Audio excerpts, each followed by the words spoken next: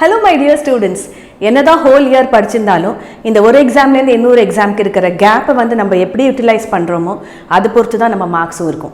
So how to plan and read during these gaps that are there in between the board examsல அத பத்தி தான் இந்த வீடியோல நம்ம பார்க்க போறோம். So what are we waiting? Let's directly get into the video and see what the time scheduling is all about. So my dear students, இப்போ நீங்க இந்த எக்ஸாம்க்காக என்ன படிக்கணும் அப்படிங்கறத கிளியரா இந்த டேபிள் ஃபார்மட்ல கொடுத்திருக்கோம். ஸோ இப்போ நீங்கள் பார்த்தீங்கன்னா இந்த ரோஸ் இருக்குது. இந்த ரோவில் பார்த்தீங்கன்னா எவ்வளோ நாள் கேப்ஸ் இருக்குது உங்களுக்கு அப்படின்றத டேட்ஸ் நாங்கள் மென்ஷன் பண்ணியிருக்கோம். அடுத்தது பார்த்தீங்கன்னா காலம்ஸ் இருக்குது.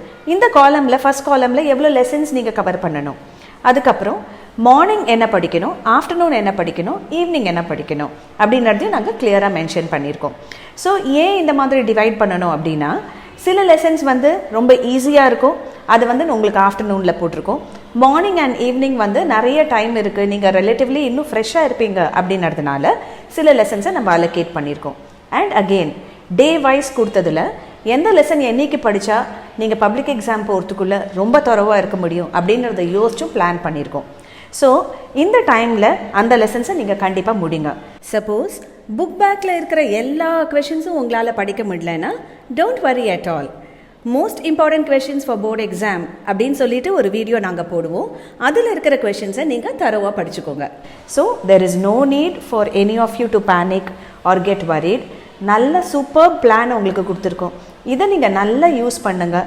இந்த இருக்கிற கேப்பை வந்து ஃபுல்லாக யூட்டிலைஸ் பண்ணிங்கன்னா நீங்கள் பப்ளிக் எக்ஸாமுக்கு போச்சு you will be very very confident and you will be able to give your best. So இந்த டேபிளை நல்லா பார்த்துக்கோங்க, நல்லா புரிஞ்சுக்கோங்க அண்ட் அதை ஃபாலோ பண்ணுங்கள். கண்டிப்பாக உங்களுக்கு ரொம்ப பெனிஃபிட்ஸ் இருக்கும். I'm sure this video is going to be very useful for you.